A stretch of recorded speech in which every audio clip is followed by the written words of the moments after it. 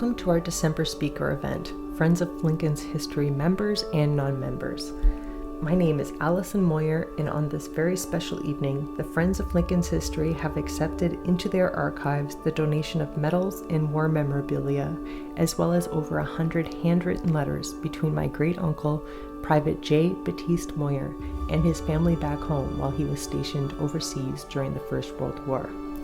Private Moyer went on to fight in the Battle of Vimy Ridge and was killed in action on April 9, 1917. Through these letters, we are able to get a rare and intimate first-hand view of the experiences and sacrifice of soldiers and their families during World War I. The Friends of Lincoln's History Vice President Gary Dandridge spent months poring over my great-uncle's letters and knew that his was a story that should be told. It was my cousin Jay Moyer, nephew and namesake of Private J. Baptiste Moyer, who had donated the letters and memorabilia to the archives, and once Gary realized the significance of the collection, he was able to convince my cousin Jay that an event acknowledging the donation and the importance of these artifacts was necessary. Jay Moyer is a longtime resident of Niagara and has spent most of his life in Lincoln. He and his brother Norman are nephews of Private J. Baptiste Moyer, their father Bruce Moyer being Private Moyer's younger brother. Jay had a distinguished career at Moyer Depot Limited in Jordan Station, leading sales and marketing in the U.S. and Europe and eventually becoming president. Col Christopher has had a distinguished civilian and military career.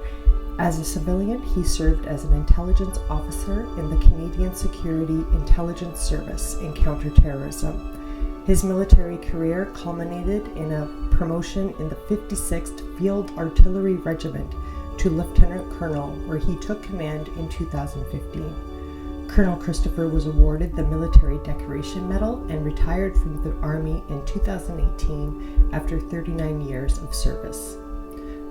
Norman Moyer also grew up in Jordan Station, and like Jay, he was surrounded by the echoes of the Great War. Norman had a distinguished career as an executive in the Public Service of Canada, where he held posts as Assistant Deputy Minister in several departments. At Canadian Heritage, Norman planned, and in 1998 he took part in the designation of Vimy as a Canadian National Historic Site. As a part of that ceremony, he read aloud the text of the last letter written by his Uncle Jay only days before he was killed in the attack on Vimy Ridge. He was present for the rededication of the Vimy Monument in France in 2007. He also later assisted a group of veterans and military historians to create a monument to Canada's military history at the Cenotaph in Ottawa, with the central figure in this group being Sir Arthur Currie. Jay is our family historian and I would say an excellent storyteller. To mark this occasion and to illuminate all aspects of the war experience for the young Canadian soldiers at Vimy Ridge, Jay, with the help of Gary and other diligent FLH members, did an incredible job researching and pulling together a fantastic presentation that I think you will really enjoy. First, you will be hearing from Lieutenant Colonel Robert Christopher, who will be giving us an overview of the Vimy battle and military strategy. Jay will provide the family view of Private Moyer's experiences from his letters, and Norman Moyer will conclude with the Vimy after story. Myself and my partner, John Sutton, recorded the audio and video for this evening's presentation, and we really hope that we've been able to assemble something that appropriately conveys the importance of this event to both my family and the community of Lincoln. Now please join me as we discover what life was like for soldiers in World War I, specifically those at Vimy Ridge, and what life might have been like for my great-uncle, Private J. Baptiste Moyer, the circumstances around his death, and how his name came to be on the Vimy Monument in France. And finally, the larger effects of World War I and the Canadian victory at Vimy Ridge on Canadians during a very crucial stage of our growth as a country. Maybe a slight adjustment here. Yes, when you don't have a lot of yourself in the way of great abilities and what have you, you surround yourself by people that do, okay?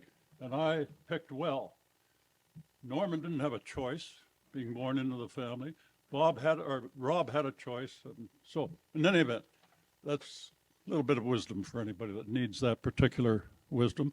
But what I wanted to do first was to say a few good words. I hope they're good words. Well, they are really, about the Lincoln Archives and the Friends of Lincoln History.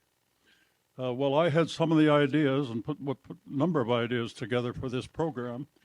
It was really Gary that put it together, and execution is probably even more important than good ideas. So he did a wonderful job, very ably assisted by Ruth Smith and by Karen. Karen, I'm sorry I didn't get your last name, but all of them are great, and they're doing a wonderful job. So if you're not familiar with the archives in particular, and you might have old family documents around and what have you, I would suggest you consider taking them down there, because they will be looked after extremely well. They're always available for you to go back into and have at the archives and have a look at if you feel you need to do it. So that was the first thing I wanted to say. The second part of it is just to pick up where, well, I won't be adding much to it, but I would like to ask Colonel Robert Christopher part in the role in Vimy. And it was the first part of the battle at Vimy. And Rob is a colonel, retired lieutenant colonel, to be technically correct. And they studied Vimy because Canada did some interesting new things there, and he'll probably talk about the rolling barrage, is that the term?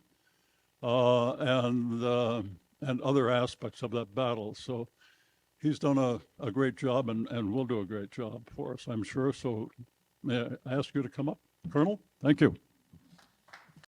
Thank you, Jay. Thank you, Gary, Norman. And thank you to the Friends of the Lincoln Historical Society for inviting me to this event. And I look forward to talking to you a little bit about the artillery.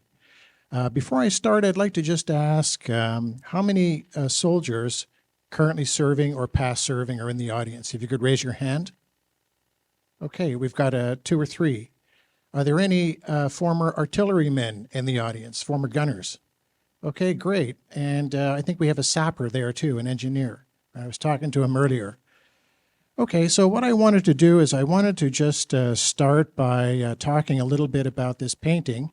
Some of you may have seen this before. It's quite a famous painting. It captures an 18-pounder Canadian gun firing on Vimy Ridge. That's the ridge.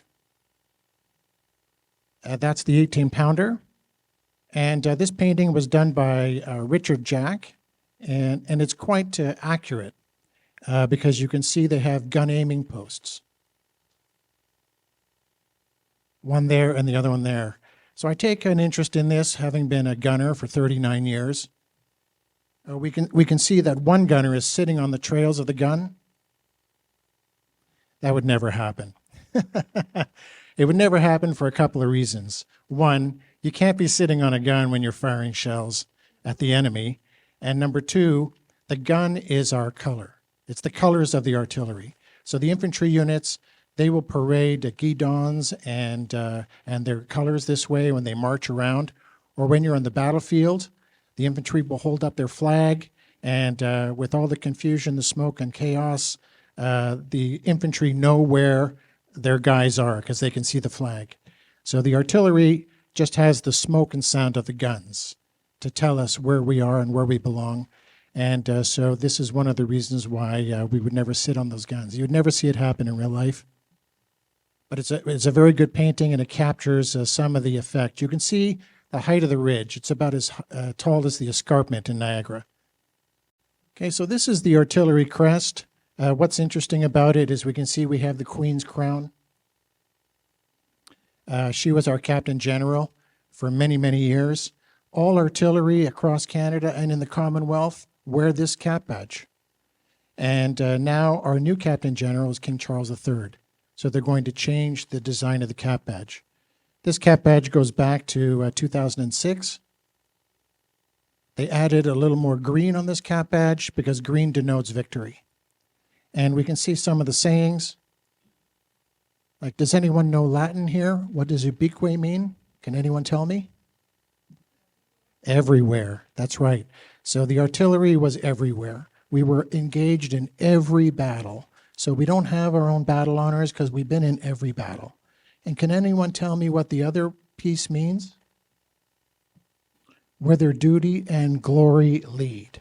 Okay, so that's gives you a little bit of an idea as to the badge. It was designated as royal by Queen Victoria, and all the gunners in Canada, coast to coast to coast, wear that same badge. Whereas infantry units, they have their own badges, like Lincoln and Welland and the Lorne Scots, 48th Highlanders, they all have their own badges. Next slide.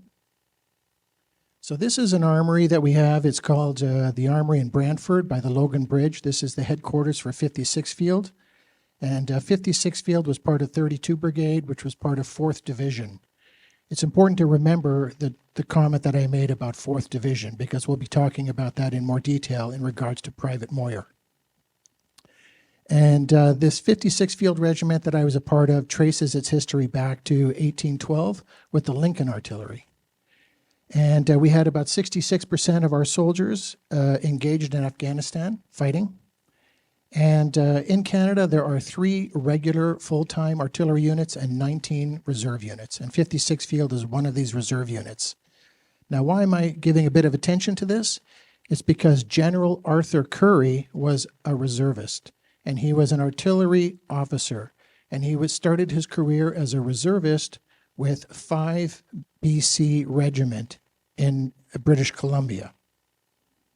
So now we come to a map. Military people always have maps, and the top of the map, that's north. It's always oriented this way. So this gives you some geographic orientation in terms of where Vimy Ridge is located. Okay, has anyone here been to Vimy Ridge? Raise your hand. Okay, so it's about 117 acres, and in 1922, the French government gave this land to the people of Canada. So it is Canada's land. Now, before the Canadians started their attack on Vimy Ridge, the French had tried and failed.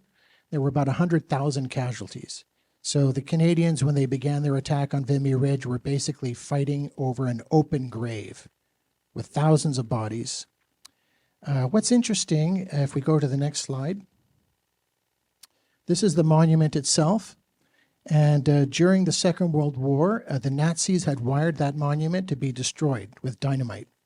And Hitler came up to the monument and had said no. Hitler, with his background in architecture, had ordered that the destruction of the monument be canceled. It took 11 years to build and cost about $1.5 million. And it was finalized on the 27th of July, 1936. So what we can see here is a layout of the ground. You can see by having your position with the Germans being on this ridge, you can see they have good visibility. They have visibility over about 40 to 60 kilometers. So if the British or Canadian forces are moving anywhere south of this ridge, they would be subject to flanking fire from the Germans. So it was a very important piece of ground to control. Always control the high ground. You can see some of the shell craters that are still there. Okay, there was quite a bit of artillery that was dropped on this target, and in 1997 it was designated as a National Historic Site. Okay, so with this slide here, what we can see are the 4 divisions that I've been talking about all the time. Okay, we have the 4th Canadian Division, 3rd, 2nd, and 1st. And I believe that there will be more discussion about which division Private Moyer was a part of. But 4th Division to this day is Ontario. So 56th Field was part of 32 Brigade, which is Toronto, and we're part of 4th Division, Ontario. And so you could see what was going on right there as they were approaching the ridge. Okay, the other divisions, 2nd Division, which is dark blue, is Quebec.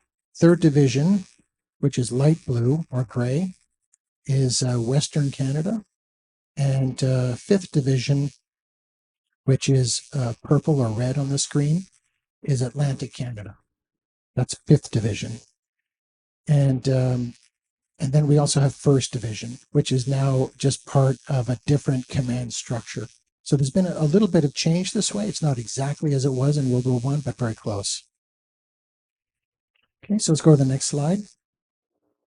So this is an example of how Arthur Currie was very careful to meticulously prepare for the battle, where they had large scale models this way so that everyone knew what their place was on the battlefield.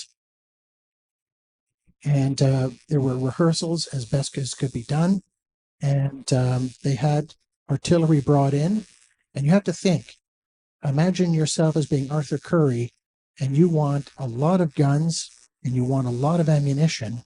And you're going to your supervisor saying, I need this to make my battle a success.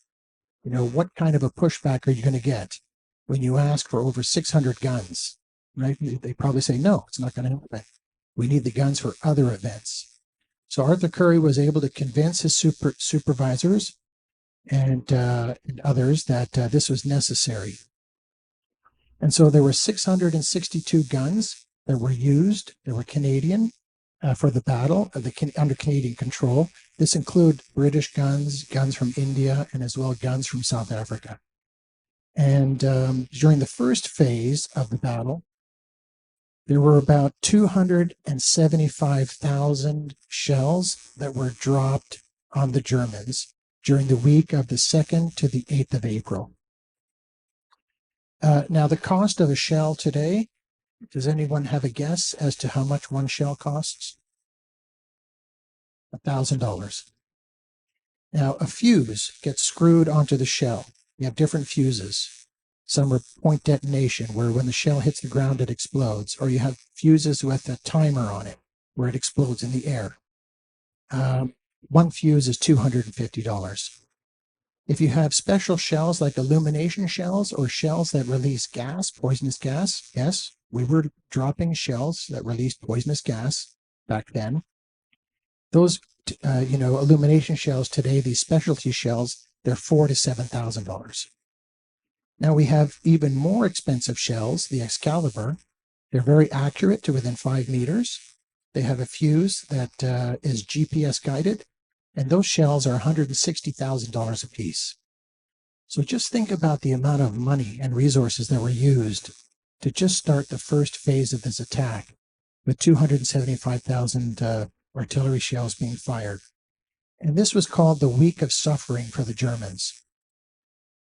There was almost 1 million shells at the end of this phase that was dropped on the Germans 24/7 for 7 days. And they call this the Week of Suffering.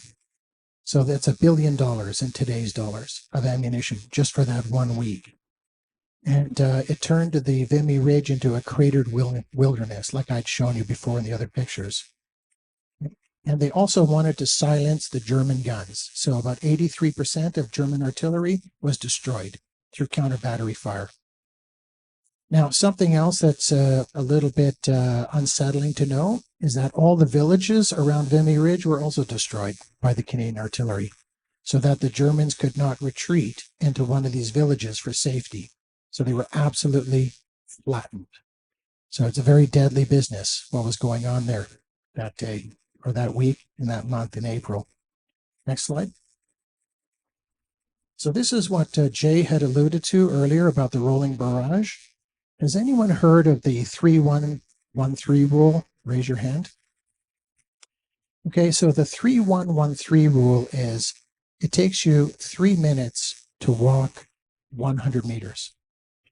Now, if you're driving a vehicle, it takes you 1 minute to travel 300 meters in rough terrain. So they used this rule before they started the rolling barrage. And what this meant was that all the soldiers, imagine all of us are soldiers, and we're now ordered to start marching forward. And these 662 guns are now dropping shells 100 meters in front of us. And we have to walk 3 minutes. We have 3 minutes to get to that objective. Then they lift the fire and move it another 100 meters forward. And what they're doing is it's a creeping barrage where they're clearing out all the Germans as you're marching forward. So as you're marching forward, you can hear the shells coming over your head and landing right in front of you. And fortunately, with splinter and shrapnel, it splashes and sprays forward when the artillery shell is coming in that way. But is artillery an accurate weapon? Who thinks it's an accurate weapon? Raise your hand. It's not, right? All the missions that we do today, they're always called AN missions, which is area neutralization. So the artillery is used for neutralizing grid squares, like 1 mile square. You're not supposed to knock out a Jeep or a church steeple with an artillery gun. That's for someone else to do with a bazooka.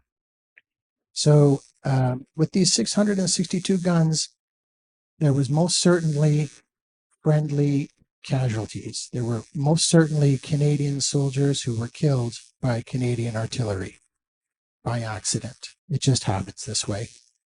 When we fire the guns, we measure the velocity of the shell coming out of the barrel. It's about 500 meters per second. But as you fire more and more shells, the barrel wears down, and there's gases that seep between the shell and the barrel because of the wear, and you lose your range. So as we're all marching forward with this creeping barrage, we have to worry about how many of those guns have worn out barrels, or how many of those guns were not properly recorded, oriented, or fixated, and those shells are going to start landing on us, right? So it took a great deal of courage, and it was a very novel concept for Arthur Currie to come up with this plan, because you can see the risk is tremendous. But it was a success. Things that happened back then, a little funny story that's quite famous in the artillery world, is the Canadians were aware that the Germans were using a church steeple in a village to the south as a registration point. So they would be able to measure the location of their gun and its fixation and use that church steeple as a guide. So what the Canadians did one night was they disassembled the church steeple, moved it about 200 meters to the left, and then reassembled it. And it caused a lot of problems for the Germans. They were dropping their shells in the wrong location as a consequence. So good to the Canadians for being so resourceful that way. Okay, so this is an actual map of the creeping barrage. And you can see how many lines there are and how many shells are being fired as the Canadians are marching towards the ridge. Very, very intense situation. And it was the first time ever that the Canadian Army was working as a whole, all 4 divisions working together as one force. And many people believe that this event sort of was the coming together of Canada as a nation. So let's go to the next slide. This is another illustration of how the infantry are advancing. And you can see how the artillery shells would be dropping just in front of us. And we can see lots of planes in the air because Arthur Currie was very careful about doing proper and thorough planning. So the planes would take pictures and they would be doing spotting, and we'd want to know exactly where the German positions were so that we could understand the progress and where the enemy was. Now let's go to the next slide. This is an example of a wagon train moving artillery shells on the battlefield at Vimy. I can't even imagine how much work it was moving over 1 million shells into that position. They had to be manufactured in factories, put on boats, moved by train, moved by mule and cart to the positions. It must have taken weeks and weeks and weeks of effort to do this. Next slide. This is an example of how the Canadians were quite resourceful in making railroad tracks and using the equipment they had of the day to move the shells into position to prepare for the attack. Next slide. You can see the conditions were not very good, right? It was pretty messy. But here we have horses and mules moving artillery shells, and you can see the destruction. Next slide. This is, the different brigades, battalions, platoons of infantry moving as part of their divisions towards the ridge. So I imagine Private Moyer was one of these soldiers. Next slide.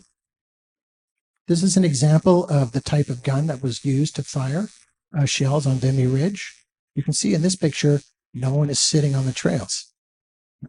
It's not a painting. Next slide. This is the gun we have today. So it's a 155 millimeter M777.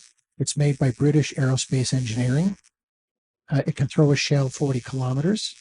And if you use that Excalibur shell, which is accurate to 5 meters, it can hit a target. Johnny Taliban is in his minivan in a parking lot ready to set off an IED with a cell phone. You can take him out. And we have drones flying in the sky doing the targeting for us because the target is so far away. Okay. One of these guns costs $4.8 million. They're made by the British, and we have 33 guns. You may have heard the Prime Minister had said that he was sending guns to Ukraine to support in the efforts there. So we've sent 4 M777s to Latvia, and they're being used for training. And my son, who's in the regiment, signed up for Operation Unifier, which is to train Ukrainian soldiers how to be soldiers, and that's all in the UK right now. So we can see how things are pretty busy this way, still to this day with the artillery. Okay, next slide, please. Okay, this is an example of the amount of casings that were left behind. It's estimated that between 900 million and 1.2 billion artillery shells were fired during the First World War. It's a mind-boggling cost and expense to society. I have an example of a casing on the table over here. And so it's quite notable. Next slide. I also have pieces of shrapnel on the table here that I pulled from the fields around Vimy Ridge, not from Vimy Ridge because that's a designated sacred site. And the usual amount of shrapnel that comes from an artillery shell is about 2,000 pieces when a shell explodes. The kill zone of an artillery shell is about 150 meters. And you can get, and it can extend out to about 250 meters. There is a pressure wave that will kill you if you're not hit by the shrapnel itself.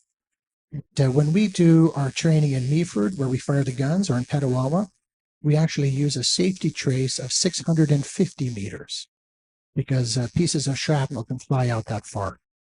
So you can imagine what the Germans, or anyone, the Canadians have to put up with all this shrapnel flying around. Okay, so then we move to the next picture. This is an example of what Private Moyer likely was having to put up with all the trench work. And you can see how the ground has been cratered and just churned up. It's just a big mud pit. Next slide. This is an example of a village before, after, with all the artillery shells that came in. One of the villages around Vimy. Next slide, please. If anyone has gone to Europe to tour these battlefields, there's still a lot of shells that work their way up through the soil. And these are examples of them. And the farmers will leave them by the side of the road, and then special ordnance engineers will come by and pick them up and have the ammunition properly destroyed. Next slide. So we have one of the German Vimy guns right here in Niagara-on-the-Lake. This is at Lake Street Armory. It's a 105 millimeter howitzer from the Germans that was captured at Vimy Ridge. And it's on display at Lake Street Armory in St. Catharines. Next slide. This is a cairn that was set up just outside Vimy. We can see Arthur Currie, General Arthur Currie, dedicating the cairn, and it's still there to this day. It was one of the first and oldest monuments set up after the First World War. It's an artillery cairn. Next slide. And it's still in great shape. I just visited that a couple of years ago. Next slide. So this is the Vimy Star. And this is, you may have noticed there was a pip and a crown on the ranks. So Canada changed the pip to the Vimy Star. This is in recognition of what was accomplished at Vimy Ridge. Okay, next slide.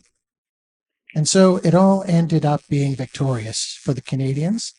And it was a great accomplishment that we live with to this day. The artillery played a very key role in all this, as did Arthur Currie and as did Private Moyer. Thank you. When Gary first approached me to get involved in this project, I was reluctant. He finally twisted my arm and got me there. And I said, well, I don't think that I can do enough of a story to just do it on Jay directly himself. So let's put it in the larger context of what else went on in that war, at least, or the battle, pardon me. So we had Rob, who's done an excellent job in telling us about that aspect of it. And also my brother, Norman, who will tell us what I called the after story. So that was one condition. Gary agreed to that.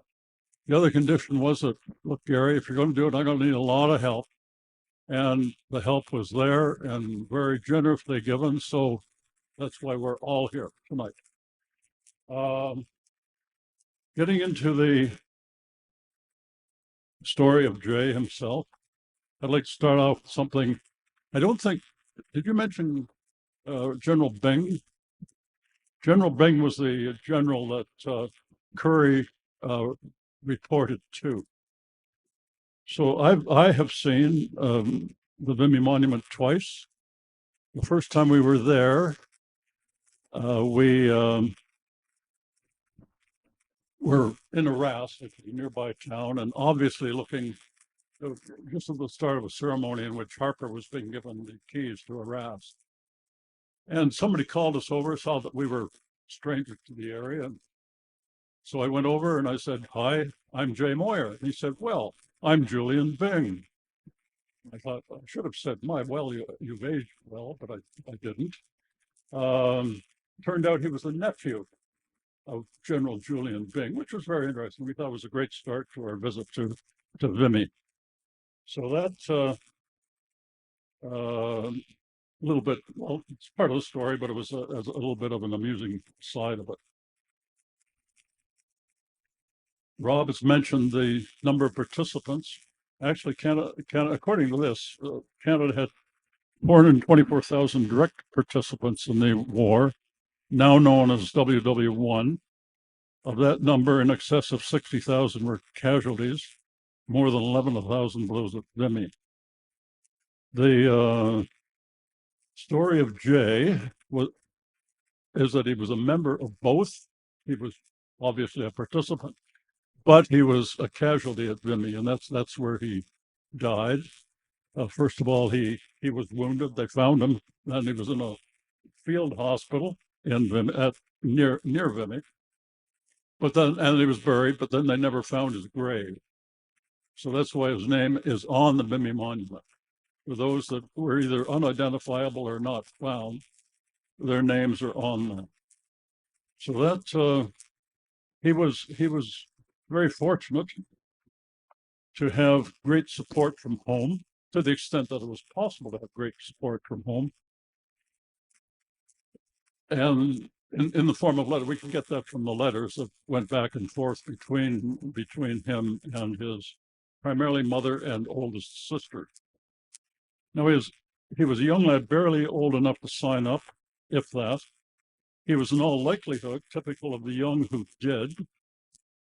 I doubt they did so with a deeply sound sense of understanding of the historical reality of the need to protect our freedoms and that of the world's democracies. How could they at that age? They're just not old enough to really have that full comprehension, I don't think. I certainly wouldn't have had. I'm sure they must have had a touch of this, though. I suggest that a spirit of adventure would have been high on the list of those that moved those fellows to sign up. Whatever it was, we owe them our never-ending gratitude. Democracy over autocracy must always be our guiding, must always be our form of government. But its defense is not easy. War is always stupid, I believe, always evil, but sometimes it's forced upon us, i.e. Ukraine. They certainly didn't want the war that they're involved in. They didn't go as heroes, but they died or returned home, rightfully carrying that mark of honor. Jay was born January the 30th, 1898. He enlisted October 1915, was wounded April the 8th, 1917, died April the 9th, 1917. and buried in a local cemetery near Nine Elms. However, the grave was never found after the end of the battle. Maybe an artillery shell blew it to pieces, or maybe something else. We really don't know. To our good fortune, though, he was a prolific letter writer, difficult to do under trench conditions. By the way, if you haven't seen the movie, it happens to be a German movie, but this applies to all sides. It's called All Quiet on the Western Front, and it's currently on Netflix. I'd recommend it to anybody.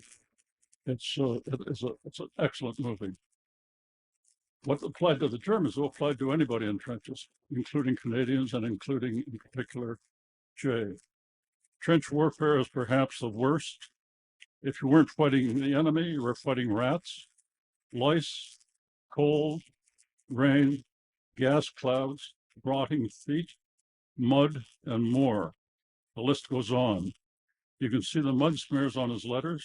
If you look at this exhibit over there, you would see them. Very little was written on the war itself. While Jay seemed to settle well into Army life and even enjoyed at least some early on, some of the aspects of it, we can deduce that he missed his home life from a desire for letters from home, boxes of food from home, things he wished he could be doing at home, and questions concerning life at home.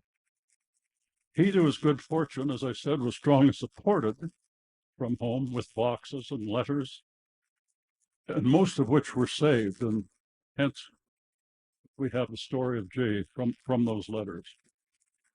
His letters were saved almost in total by his family, were submitted to be included by the Globe and Mail and the Dominion Institute in the Memory Project. Over 2,800 letters and artifacts were submitted, and his letters collection was selected as number 4 of 10 chosen for their worthiness in telling the story of the soldier's life and experience in war. There'll be more than that later on in this presentation of mine. I'll now read some of the letters from these, some of the highlights from these letters. Requests for letters from home, boxes of food, goodies from home, socks from home, and later money from home. He could no longer afford to send any home, as he did in his early days after enlisting. Army food supply, while usually sufficient, was frequently not so good. A few letters, while limited by censorship, and by the way, you can see the cuttings out of some of the portions of the letters if you have a look at them over there. And his reluctance to add worry to the family at home by references to aspects of the battle and its consequences. Some quotes from his letters. His very first letter, please send me another box. Next letter, my laundry came today. I paid $1 a month for it. This was while training in Toronto. Can you imagine being made to pay for these sort of things when you're in the Army? I would have thought the cost should be picked up. I like military life very much. Your letter came tonight. I hope your box comes tomorrow. Later from England, he mentioned seeing Arthur Moyer, a cousin from home. Next, took musketry training, bayonet fighting, and gas mask training, and I could hear the big guns from France. This one was when they were training in England. His letters go on with virtually every one mentioning boxes, thanking for those received, and asking for more from home. Many, including receiving letters and socks. Socks were vital items in the trench. You couldn't wash them, you just discarded them. And in the mud, they certainly got discarded in a hurry. A note relative to his brother Bruce, my father. So Bruce is going to Jordan for Easter, is he? Oh, how I wish I could go with him. But I guess it'll be the front line for my Easter holidays. Long gone were the early fantasies of adventure. I will now conclude with Jay's story written by the Globe and Mail, editor Rod Mickelberg from the Memory Project, November the 8th, 2003, entitled A Censored Letter. If you have no one specific to mourn this November 11th, spare a moment of remembrance for Private J. Baptiste Moyer. Private Moyer did not have a chance to live up much of his life. He never got to experience a joyful reunion with his family in Ontario. He never even got to turn 20. He was probably no better, no worse than most of the other 60,000 or so Canadians who lost their lives in the orgy of killing, naively known as the war to end all wars. But as Anne Frank's story shows, it's only when we learn about individuals and multiply them by millions that we are able to grasp the real horrors of war. Thanks to the descendants of the Moyer family, who kept almost every letter he sent back to Canada in his army years, it's possible to get to know Private Moyer. He left school early. He had no literary talent, but his letters ring true. They tell the story of an innocent kid who can fuss over boxes of goodies from home one moment, then turn dark the next as he writes about the life that is really at the front. His final letter, with traces of mud still visible on the last page, was written to his sister Violet on April 6, 1917. 3 days later, Private Moyer was fatally wounded during the epic attack by Canadian troops on the previously impregnable stronghold of Vimy, one of the war's few clear-cut victories, and still a symbol of Canadian nationhood today. The brief letter shows little sign of carefree teenager he was when he enlisted at 17, so anxious to join the war that he lied about his age. I want to tell you about this last trip. It was about the toughest I have ever experienced, he writes. The mud was terrible. Our platoon feels pretty blue as we lost the best officer that ever came to France. He was a real hero, and quite a few of the boys are gone either to Blighty now or across the Great Divide, he concludes. You can see it was this way. They called for volunteers to make a bombing raid then it's censored in the morning. I was one of the fortunate ones that came back unhurt, except for having my clothes badly torn by barbed wire. This is about all I will be able to tell you. We were paid 15 francs today, had a bath, love to all, at home, Jay. Private Moyer was part, by the way, that had a bath business. Occasionally they were able to were given the opportunity to leave the lines for a while and go and have a rest period in the nearby, maybe a raft, some city or other place. Private Moyer was part of a pioneer family that settled in the Niagara Peninsula hamlet of Jordan Station in 1799. His parents were in the fruit business, and Jay was the third child in that family of 4 girls and 3 boys. After his death, he was really talked about, even by his grieving mother. I think it was just that. With all those deaths from the war and Spanish flu, you put it behind you and went on, said his niece Marie. That's Marie Troop. You didn't expect all those kids to live. But his mother and siblings never forgot him. They saved all of his letters and medals and the correspondence about his death. His brother Bruce named his first son Jay, that's me, after him, and it was the current Jay Moyer who submitted his uncle's letters. I have a feel for family history, he said. Well, I guess I do for a bit. It's all a bit ironic. When we settled here, our family was Mennonite, pacifist and non-political. And then we have a guy from our family killed in the Great War. Private Moyer's letters were discovered in the back closet by Ms. Troop after the death of the last of the aunts still living in the family home. Among them, she points out a delightful picture of the young private smiling to meet the band in his new army uniform. He looks pretty pleased with himself, doesn't he? By the way, there's examples of all these over on the table over there. But take some time after this to have a look at them. In his first letter home, while still at a nearby training camp, Private Moyer writes, I like military life very much, he adds. Bruce and I are now going to see Charlie Chaplin. His letters document that initial boyish enthusiasm, his unvarnished delight at every letter and box of treats from the family, his nostalgia about skating on the frozen ponds at home. That'd be the 20 by and large, I would think. The only ice we see out here is on some mine crater. you saw the mine craters. When we break a hole to get water for our much-beloved mulligan. And toward the end, his necessary somber viewpoint about all, albeit mixed with a craving for peanut butter and honey. Modern warfare is not hell, he writes, it's worse, in a letter to Violet in 1916. At night, it's just like a night in the grandstand at the X, fireworks and colored lights and all that noise that those fireworks produced. Later, he mentioned huge rats carrying off his rations and awful scratching because of light, our little crawly friends, he called them. Finally, the same soldier who couldn't wait to enlist makes a special point to warn his brother Bruce against joining up. Well, this last trip was certainly tough. It was a side of the war you never read about in storybooks. Tell Bruce he is too young to last out here and not to dare enlist even as a bugler. He writes to Violet just before Christmas in 1916. One from our family is plenty. I would tell about this in stronger lingo, only I'm afraid of the censor.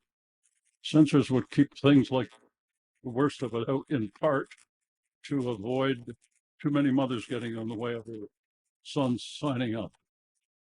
And of course, he didn't want to make his family or give his family any more concern than they already had. Soon after he writes, so Bruce is going to Jordan for Easter. Oh, how I would like to go with him. But I guess it will be the front line for my Easter holidays. Private Moyer was among more than 11,000 Canadian casualties at the Battle of Vimy Ridge. His final letter was read out at a ceremony in 1997, declaring the towering Vimy Memorial a National Historic Site. And that letter was read by my brother Norman, who we'll hear from next. But that wasn't the last of the correspondence. 18 days after the battle, Private Moyer's mother wrote to her son, not yet knowing he was already dead and buried. Ending a chatty letter, she writes, Dear Jay, let us hope it will not be long until you come home. We are just living for that. Be good and brave, my boy, whatever happens. I feel that you will be spared to come home when the victory is won. Goodbye for this letter. Much love from home and mother.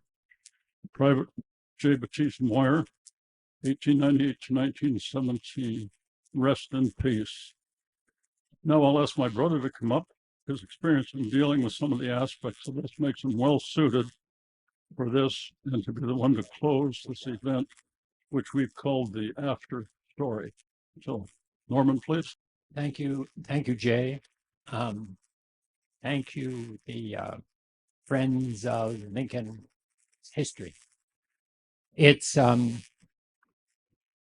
I should warn you as I start this, I've never gotten through an event about my uncle without breaking down. So beware.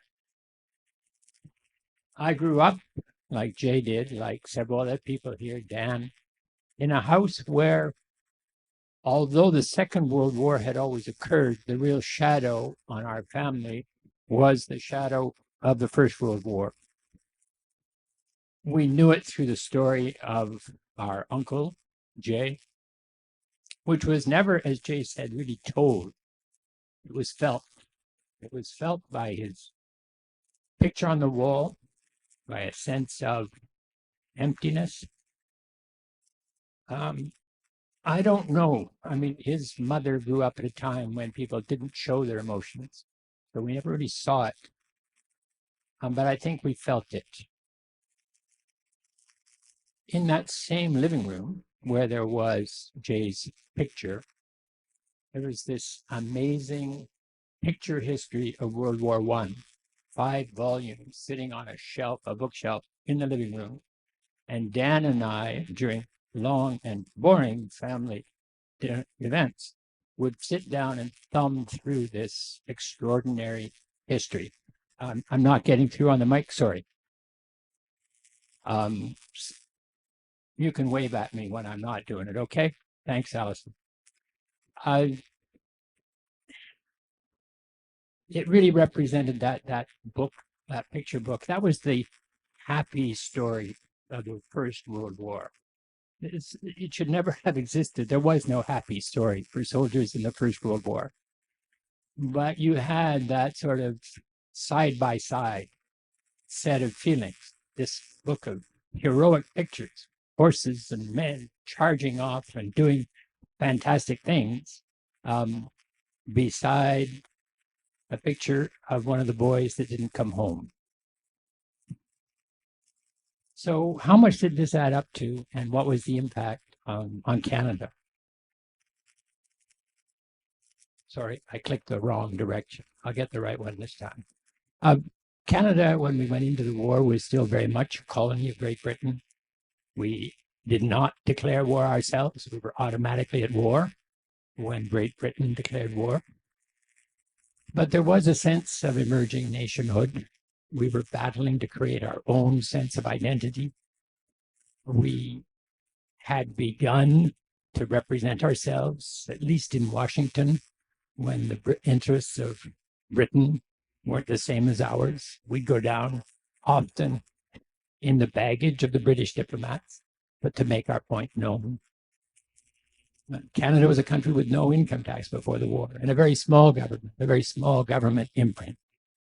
It was a country where only men could vote. It was a country that already was struggling to heal some of the splits between English and French Canada. There had been great struggles over the use of the French language. There had been a ferocious debate around the Boer War, around whether or not there was a right to be educated in both of Canada's official languages across the country. And then just as we were moving toward the First World War, in that awful arms race that led up to it, Britain wanted us to contribute to the military effort, and Canadians fell into a fascinating debate, I guess, at the time about whether we should have a Canadian Navy or whether we should fund the construction of a large battleship for Great Britain. When we got to the war, Jay pointed out, young men went off at the beginning of that war with enthusiasm. There was, the great fear in 1914 was that you wouldn't get there before it would be over. You wouldn't have a chance to participate in the victory. They had no idea that 4 years of terrible slaughter was ahead of them.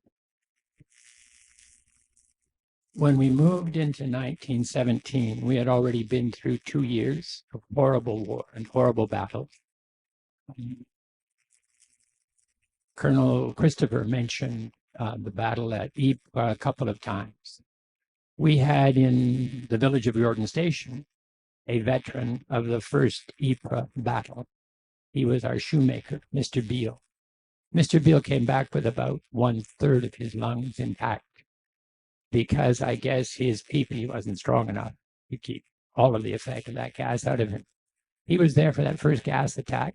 But he did survive. But he could hardly walk from his house to the station. And while he was able to keep on fixing shoes for us, he was a man who never escaped the scars of that first battle.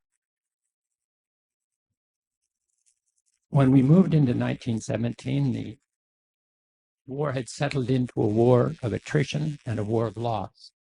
There had been huge battles the year before on the Somme. None of them had gained more than 1 kilometer or 2 of ground. Hundreds of thousands, millions of young men had been killed. There were very few victories to celebrate. Canada, and thank you, Col Christopher, for outlining what an amazing job.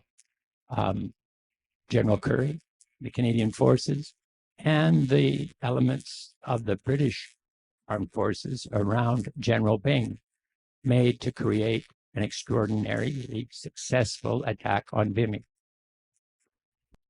The devil in the story is that Vimy turned out to be an exception in the Allied offensive of 1917.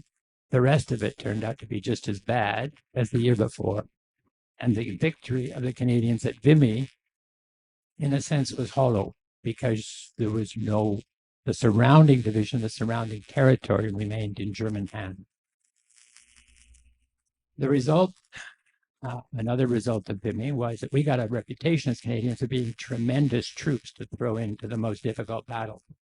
The next summer, and many of you probably have seen the Canadian movie on Passchendaele, as a reward for doing so well at Vimy, we got thrown into Passchendaele, which turned out to be another slaughter of young men, and particularly of young Canadians.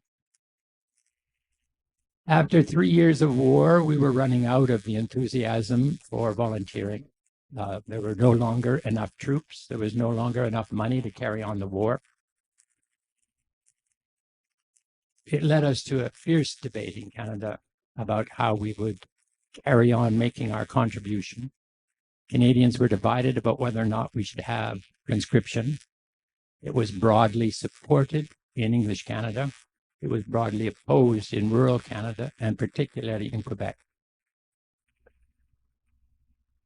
There was no appetite for an income tax, but no other way to pay for it. Foreign governments stopped being willing, foreign bankers stopped being willing to lend us money unless we would create a tax base that would give them some hope that they'd eventually get paid back for lending us money. So Canada, as well as a victory at Vimy, got conscription and got income tax. They got conscription through a coalition that actually was created and fought an election campaign without representation from the people of Quebec, particularly. To win that campaign, the government decided to allow some women to vote. In 1917, the first time that women were allowed to vote in Canada, only women who had sons, brothers, or cousins fighting in the armed forces were allowed to vote, in the expectation that they would in fact vote for Prime Minister Borden. Largely they did, and Mr. Borden won that election.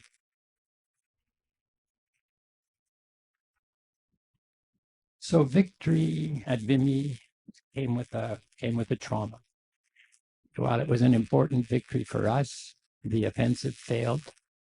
The cost was huge. The 10,000 casualties, the 3,600 dead. Every community in Canada was touched by it. It became the most important engagement in the First World War in the Canadian memory. It became a symbol of our growing awareness of ourselves as a country, of our purpose, our capacity, and our ability to generate victory.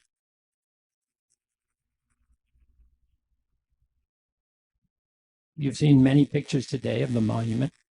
If anybody has the chance to go. It is a fabulous demonstration of Canadian optimism, enthusiasm. It combines a site on the top of a ridge looking out over northern France, an amazing white stone monument carved. It feels optimistic. I visited it. I've also visited the memorials at the Menem Gate. Menem Gate is a heavy, difficult structure to look at. It feels like the First World War. Vimy feels like a declaration that we're going to be better than that. It's the result of a very talented Canadian architect, Walter Allward, and a Canadian government that wanted to do something that would be special on that gift of land that they got from the government of France. The memorial itself is an open arch. It points to the sky. It feels more like church spires than like a morning arch. Yet when you look at the actual statuary on the monument, you'll see more mourning for Canada than glory. There aren't pictures of men carrying bayonets, beating up the enemy, making victories. The principal statue on the Canadian monument at Vimy is called Canada Bereft. It's a mother who has lost her child. So in spite of that sense of optimism that comes from it, it also carries the deep sense of mourning from the First World War. It somehow, for me, captures both of those stories. The real victory, the real valor, and the real horror.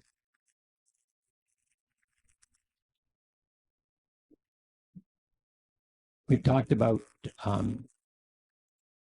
Jay's place on that monument. To go and touch the name of your uncle is a profound feeling when you've grown up surrounded by him. The names of the casualties, the soldiers with unknown graves, not just from Vimy, but from much of the campaign on the Western Front, are carved on the base of the statue there. The first time I went to Vimy, I went with my two sons. One of them, touching the name of his great uncle, said, "I'm going to come back here someday and be a guide at Vimy." Every summer, 7 to 13 young Canadians get chosen to go and be guides at Vimy. And I'm really happy and proud to say that one of my sons went 2 years as a guide at Vimy and really got to know the history of it very well. A symbol of Canadian victory and of the importance of our contribution to the First World War did not produce the kind of result that we would like to have seen. During the 20s, people began to question the First World War, not just in Canada, but in all the countries that had fought it. One of the cruel ways in which that emerged in Canada was around the legacy of General Currie. He had been welcomed back in Canada after the war. His reputation as one of the best, if not the best, Allied general was intact.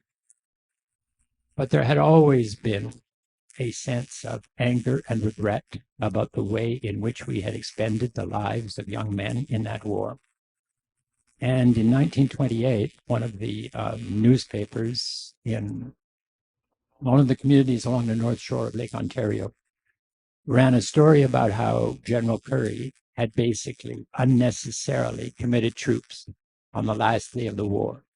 On November 11th, in the morning, before the armistice came into effect, he ordered an attack on a German position where 50 or 60 young Canadians died.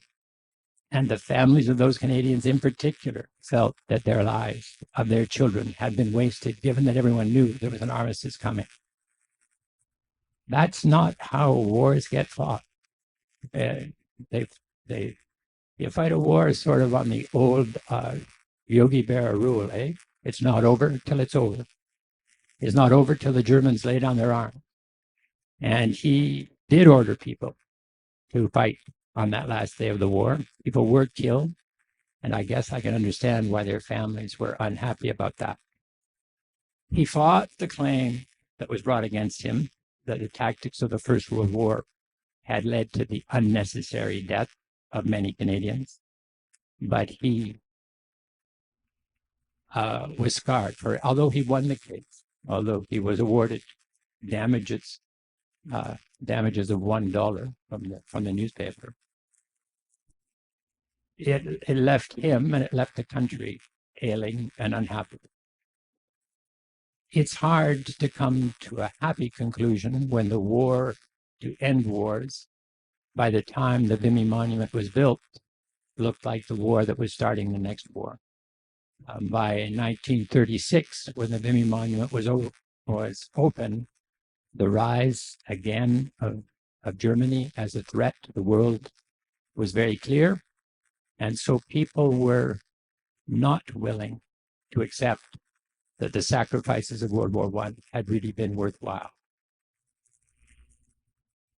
In Canada, the legacy of Vimy is divided as well.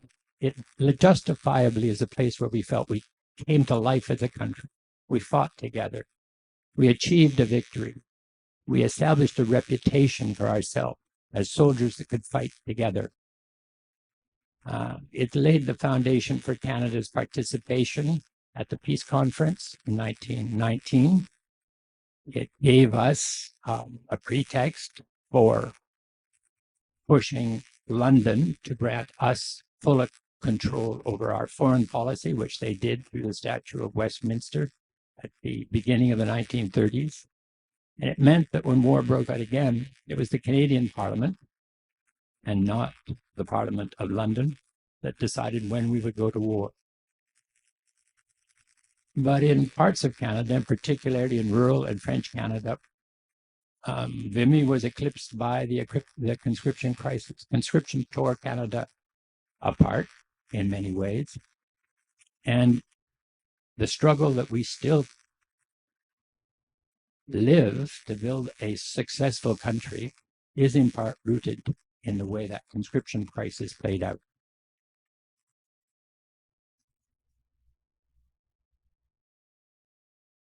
Was Canada born at Vimy? I don't think so. Canada was already there before Vimy. Canada is sort of more like a birth notice than an actual birth. For many Canadians, we became aware of ourselves because of the heroic achievements at Vimy. For lots of French Canadians, that was not so true. It's one of the ironies of history that the same man that designed the Vimy Conference had been chosen to design the statue that stands on Parliament Hill today, celebrating the alliance between Baldwin and La Fontaine, on which the real compromise of Canada was based. They formed a government, the first real democratic government in Canada in 1948, after an uprising in Montreal had essentially kicked the Canadian Parliament out of Montreal, and they moved it to Ottawa. And these two found a way to work together to build the country. I think probably they had more to do with the birth of Canada as a nation than our victory at Vimy. But did First World War change Canada? Absolutely. It gave more power to the federal government. We became a more centralized country than we had been before. It led to the broadening of the franchise. It hastened industrialization, but it hollowed out family. It left survivors who lived on in troubled lives. In our village, Leonard Jones, who had been one of the victims of shell shock in the First World War, occupied a lonely house on his own, memorable to those of us growing up there because every year Leonard would climb to the top of his spruce tree at Christmas time and string a single row of lights in his tree for all the village to see. I already talked about Mr. Deal, the veteran of Ypres, and his difficulty in surviving. I remember both of those and some of the other veterans of the First World War sitting around in the old station, the station that's now across the street in Jordan Station, used to be the station. And when it was there, it had an old coal fire in it. And the veterans would gather around a spittoon in that old fire and talk about things that they couldn't share with anybody else. And I remember walking into that station from time to time, and they'd always shut up when any kid came around. The stories that veterans brought back couldn't be shared. Nobody else could understand the misery that they had been through, dealing with us, a kind of sense that they had done something important. So World War I did not create Canada. In some ways, it divided it more, but it has been one of the foundations of our identity. Its legacy is still fought over by historians. One of my favorite historians, who has looked at all aspects of the First World War, has since written a book, Tim Cook, called Fighting for History.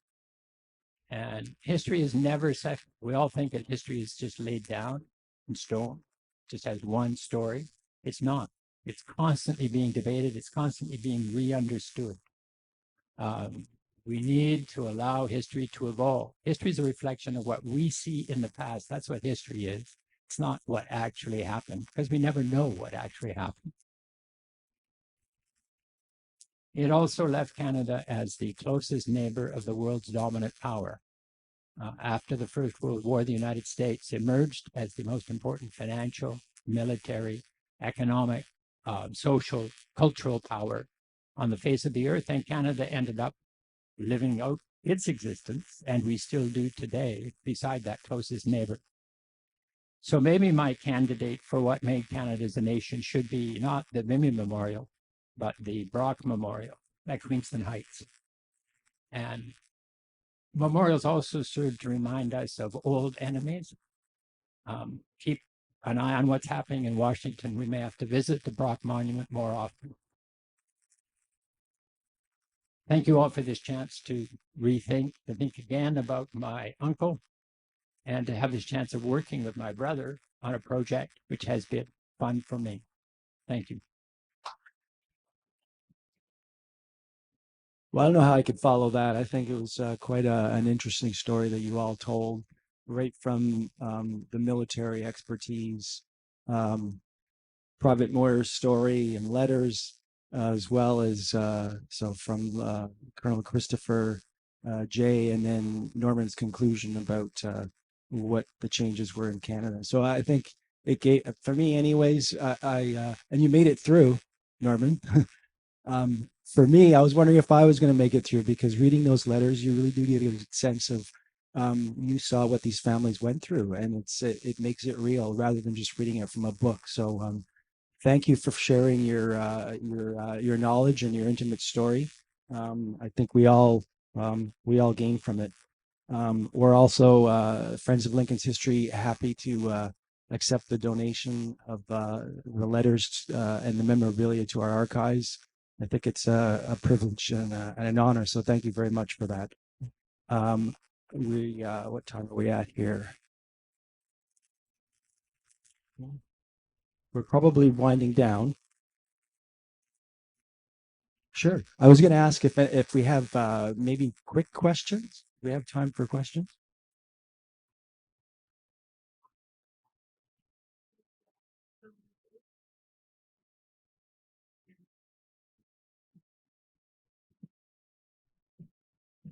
So the question was, how many gunners go deaf permanently? Surprisingly, my hearing is really good. It's much better than my wife's. And so we have to do the audiogram test every 2 years for our testing that way. So we have, suitable hearing protection today, but I imagine the gunners who were firing at Vimy Ridge, their ears were likely bleeding. I mean, they probably burst their eardrums, and it just was a very uncomfortable experience for them. And Jay, while you're here, I'd like to make a small presentation to you for my appreciation to allow me to present today, and in memory of your uncle, Private Moyer. So what I have here is a Vimy star.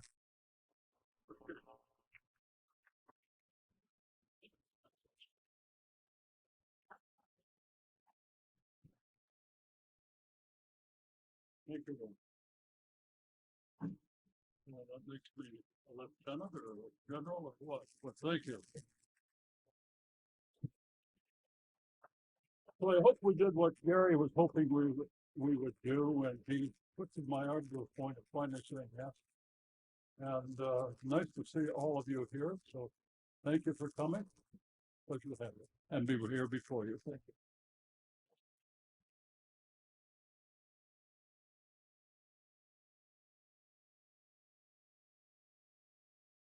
Thank you so very much for viewing this presentation, and of course to all of those of you who were in attendance.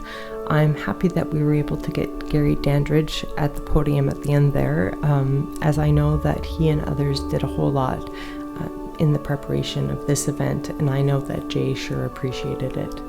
I think that it's easy for people to forget about a person or an event with more time that separates you from them. I know that this is very real concern for the few remaining World War II veterans and survivors, and I don't doubt that the faded recollection of the First Great War plays a huge role in that. Once the last person has passed who could provide a first-hand account of the atrocities of that war, who will tell their story? Personally, I don't believe that you can force a person to care about a thing, but I do believe that you can make people curious. I think that the jovial image of the handsome young private in his brand new uniform, looking so much younger than his age, is extremely relatable. I think that if someone of that age saw that picture in particular, they would wonder how it could be that his life unfolded in the way that it did. I think they might ask questions.